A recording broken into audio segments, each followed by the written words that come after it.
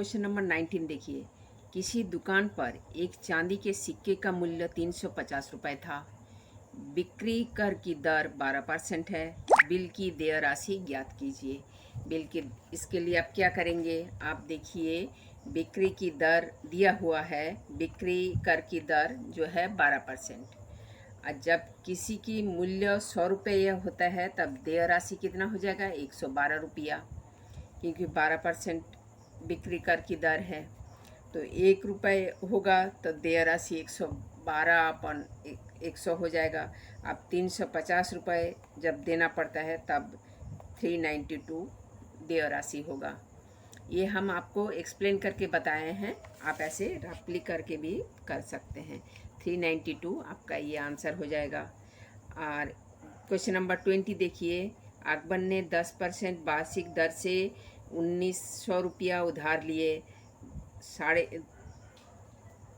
1.1/2 वर्ष के बाद उसे कितना ब्याज देना पड़ेगा। अब देखिए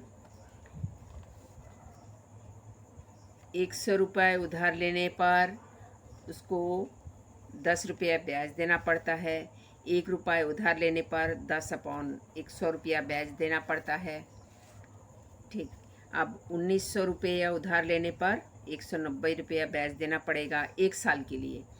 10% वार्षिक दर से बोला है तो 1 साल के लिए 190 रुपये देना पड़ेगा। 3 साल के लिए कितना देना पड़ेगा, वो 190 × 3/2 = 285 रुपया ब्याज देना पड़ेगा।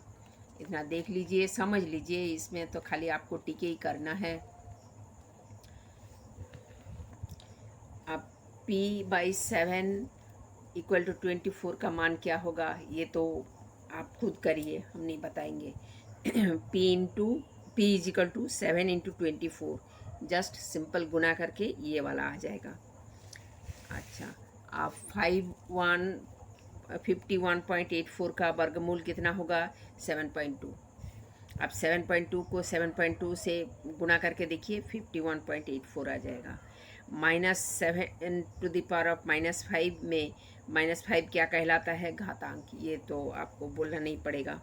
ये x-3 और 12 + 2x का जोगफल क्या होगा, ये बताइए।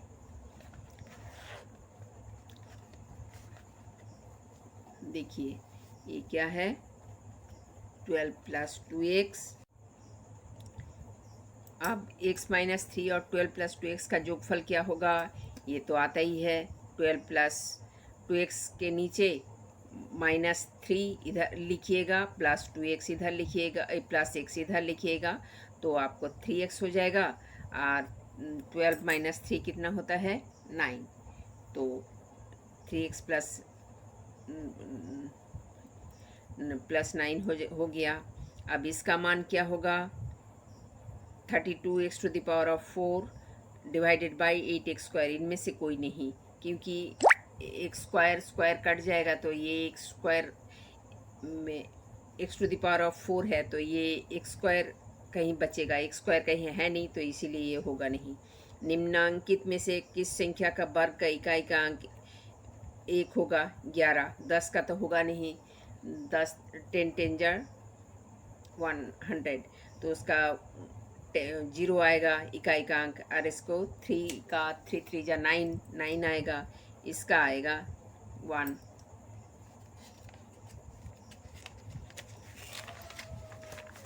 अब इसका देखिए 5 × x + 4 = 9 × 4x - 5 हल करने पर x का मान क्या होगा, x का मान ये बताइए क्या होगा। 5 × x + 4 = 9 × 4x - 5।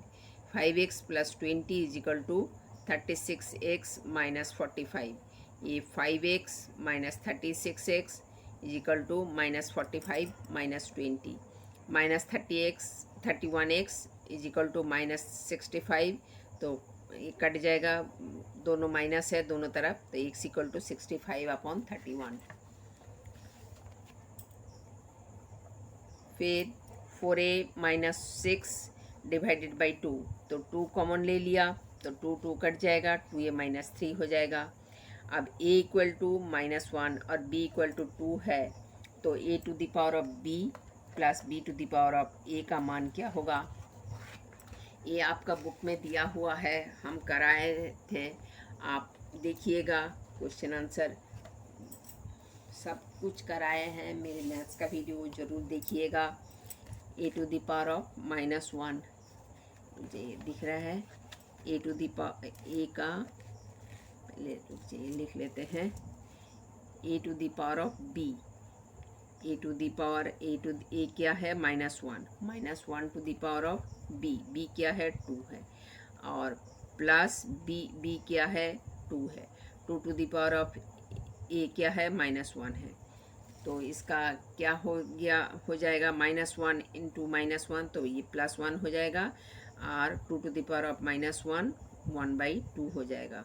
तो इसका 3/2 आंसर हो जाएगा। है 3/2, हाँ 3/2 है। देखिए 1 पूर्णांक 1/2, ये 3/2 होता है। अच्छा, और ये 15x² का अभाज्य गुणनखंड क्या होगा, ये 15 को 5 इंटू 3 लिखेंगे, x² को x into x into y, तो ये हो जाएगा पहला वाला। फिर क्या है, 13 टू द पावर ऑफ 0 का संख्यात्मक मान क्या होगा, 1 होगा। Something to the power of 0 equal to 1 हम बता चुके हैं। 4x + 5 बीजीय व्यंजक है द्विपदी। 8/27 का घनमूल क्या होगा, 2/3। 8 को कैसे लिख सकते हैं हम, 2 इंटू 2 इंटू 2, 27 को 3 इंटू 3 इंटू 3, तो घनमूल जो है 2/3 हो जाएगा। घन किसको बोलते हैं, घनमूल किसको बोलते हैं, सब हम बता चुके हैं, मेरे मैथ्स के वीडियो देखिए।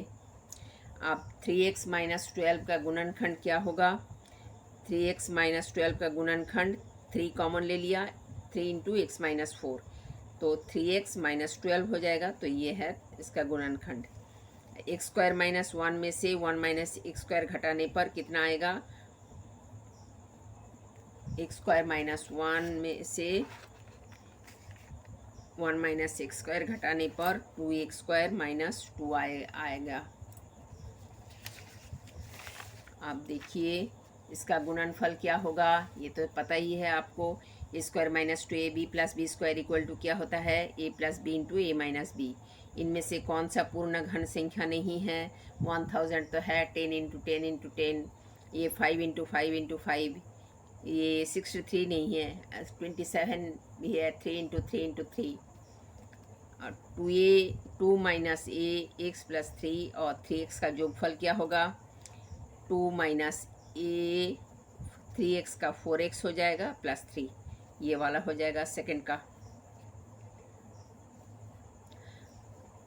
-3m को m² + 2n से गुणा करने पर हमें क्या प्राप्त होगा, माइनस माने 3m³ हो जाएगा, -6mn पहला वाला होगा। -m² + 2n को 3m से गुणा करिए, -3m माइनस में इंटू माइनस प्लस, तो m² और m गुणा करके m³ हो जाएगा, ये माइनस हो जाएगा। 1 - y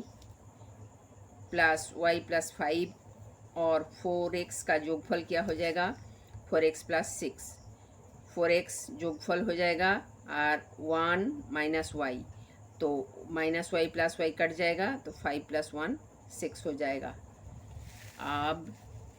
अब तो ये तो और भी आसान है। 2 to the power 0 + 3 to the power 0 का मान क्या होगा, 2 होगा। Something to the power of 0 equal to 1, माने 2 टू द पावर 0 भी 1 है, 3 टू द पावर ऑफ 0 भी 1 है। 1 + 1 जोड़ के 2 आ जाएगा। 108 को किस सबसे छोटी संख्या से गुणा करने पर वह पूर्ण घन बन जाएगा, आप इसको करके देखिए।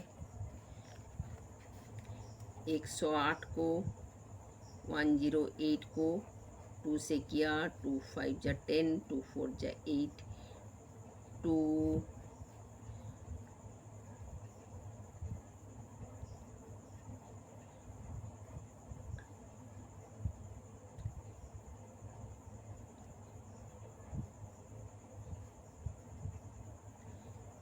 तो ये बन गया। तो हमको क्या बोला गया, किस छोटी संख्या से गुणा करने पर वो पूर्ण घन बच जाएगा। तो ये ये 2 इंटू 3 ये एक हो गया, वो एक हो गया, और ये एक 3 का कमी पड़ रहा है, तो 3 से गुणा करने पर वो पूर्ण नहीं, पूर्ण घन बोला है हमको, थोड़ा सा गलती हो गई। ये 3, ये 2 ये घन बोला है, हम स्क्वायर समझे थे। ठीक है, अब 3xy प्लस 2x प्लस 3 एवं 3x प्लस 3xy प्लस 2 का अंतर क्या होगा, आप बताइए। 3xy plus 2x plus 3, 3xy plus 2x plus 3, 3xy plus 2x plus 3 और प्लस x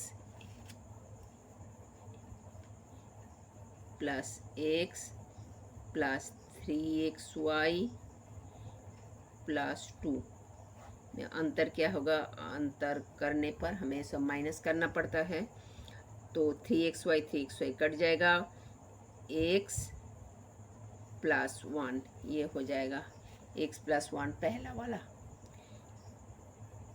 इसका सही मान ये हमको डाउट लग रहा है, ये 2 2 जा 4 और ये 8 2 जा 16, माने पहले वाले ये तो होगा नहीं, 84 तो होगा नहीं, बाकी सब में 0 0 है, तो ये हमको थोड़ा नहीं आ रहा है समझ। यदि l equal to 2 m equal to 3 है तो l square plus m square का मान बताइए, तो l स्क्वायर कम m स्क्वायर ये कौन सी बड़ी बात है। आप l का मान 2 स्क्वायर माने 4 और m स्क्वायर माने 3 स्क्वायर, 4 प्लस 9 क्या हो जाएगा 13, पहला वाला आंसर हो जाएगा। अब और क्या है, अब ये बताइए P square minus 10p plus 25 इसका साथ गुणनखंड क्या होगा, इनमें से कौन सा विकल्प सही है। x minus 5 into x minus 5 x minus 5 का होल स्क्वायर, इसका जोगफल तो बहुत आसान है, 3x plus 2x plus 3, 4x minus 3x plus 4 का जोगफल क्या होगा, ये 3x plus 2x 5x plus 3 और ये x प्लस 4, तो 6x प्लस 7। एक संख्या को 5 से गुना करने पर 3 घटाने पर 17 प्राप्त होता है, तो इसे एक समीकरण द्वारा दर्शाए, ये कौन सी बड़ी बात है। आप x मान लीजिए कोई भी संख्या, उसके 5 से गुना करने पर 5x कर दिया और 3 घटा दिया -3 कर दिया इक्वल टू 7, ये 17 ये है इसका आंसर। तो 50 तक हो गया। Please like share and subscribe.